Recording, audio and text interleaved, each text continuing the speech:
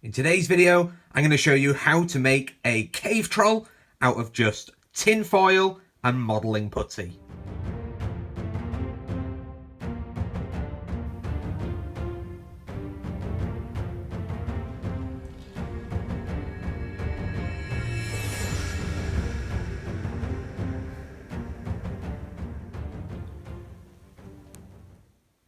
As you can see, I've got a couple of bits and bobs together.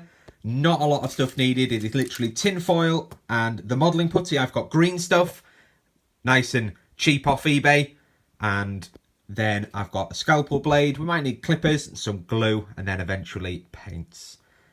It's a 40mm base for a cave troll. I've got that ready at this stage so that we don't make the legs too big.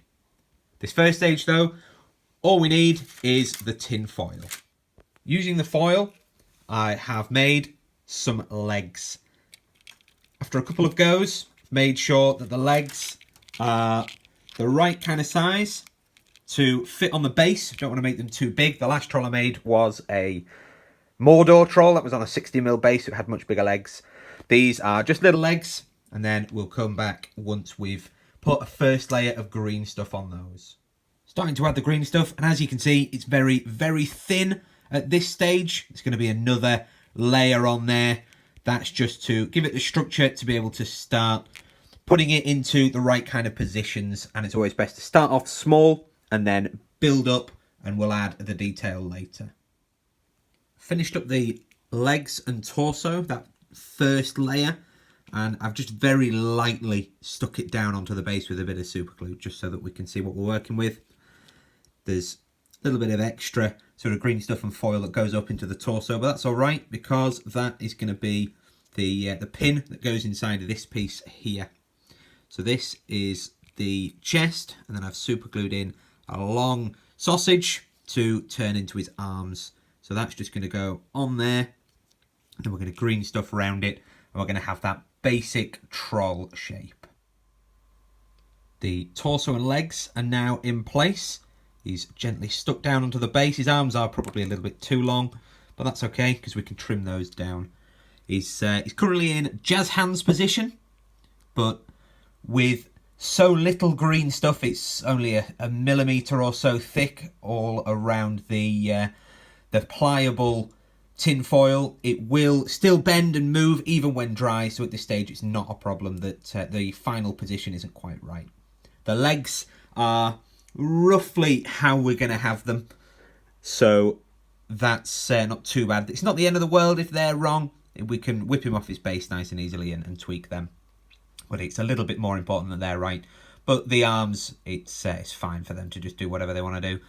Put a little bit of an indent on the front because his head goes on the front rather than the top, and we'll start working on that probably once this first lot of putty has dried.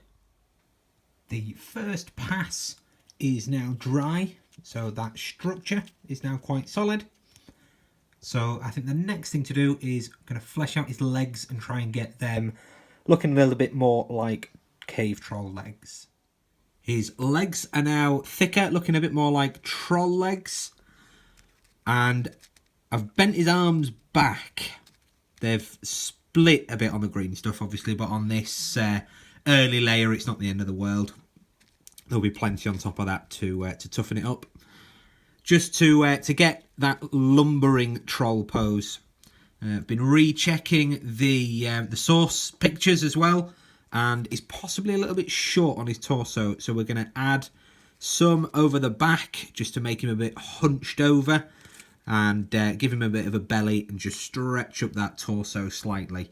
That's what we're going to do next, and we're probably going to put on a little bit on the arms just to toughen them up. We've given him a bit more of a troll-like torso and back just to pad that up, give it some more height. And he's got shoulders, or at least a rough approximation at this stage, and just knocked up a first draft of a face. Faces and hands are not my strong point at all. But that's just to sort of get the angle and a bit of an idea. It'll be tweaked and possibly even replaced at a later stage. But he's starting to look a bit like a cave troll now. He's getting that shape and structure. Once the back and tummy and the shoulders are dry, then we'll be able to start shaping in a neck, and the bottom of the arms was quite difficult, really, with all of this central back and front being wet to do the arms. Probably should have done that as a separate stage, but there we go. That head there is just something that was made separate and stuck on. So that's already dry, so it made that little bit easier. So once that's all dry, we'll pop back in and do the forearms, I think. So I've made an attempt at a hammer. It's just a cocktail stick with some green stuff in sort of a vague hammer shape. It's warped a little bit and it's got some fingerprints on it. That'll need to be sanded down and messed about with, but that is the hammer. Because next we're going to work on his arms and then possibly attach that into his hand. Not sure if we're going to need to wait until it's dry or whether it'll be able to bear the weight. So we'll have a play with his hands. Probably some more around his neck and his chest, and then we'll come back. From that last stage, there wasn't a massive amount to do, actually. With hindsight, his feet were quite sort of simple. Just adding on the toes where it's already connected. Putting the hammer in place. Green stuffed it at the bottom. That'll be hidden by the basing. Because the hand couldn't take the join. Couldn't take the weight. And then the hands have been created. Just sort of massive big troll-like fingers. As I say, not the world's greatest at hands. But there we go. Giving him a bit of a chubby neck. Sort of gone down the obese troll route. A lot of the pictures, they're quite large, and we've given him sort of flabby pecs, and done the lower portion of the arms just bigger at the top down to the wrist. His head has been tweaked a little bit. There's been a bit more on the nose just to increase the size of it, before putting in the little nostrils again. And then his head's got a bit of a ridge as well. Then you'll notice all over him there's these little dots just to give him that definition, the kind of mottled look when he's painted. And the hammer has been just smoothed off and tweaked. That warped a little bit when it was drying. So he is finished, I believe. Oh, the other thing we did, of course, was put on his loincloth so that he's got some clothes. We've done the rope. We've put in some little cut marks into it so that it appears like rope. And then there's I quite like having stitching in cloth so that it appears like it's two different pieces stitched together, quite rough and ready. So we're going to paint him up and see what he looks like. And here he is, all finished up and painted.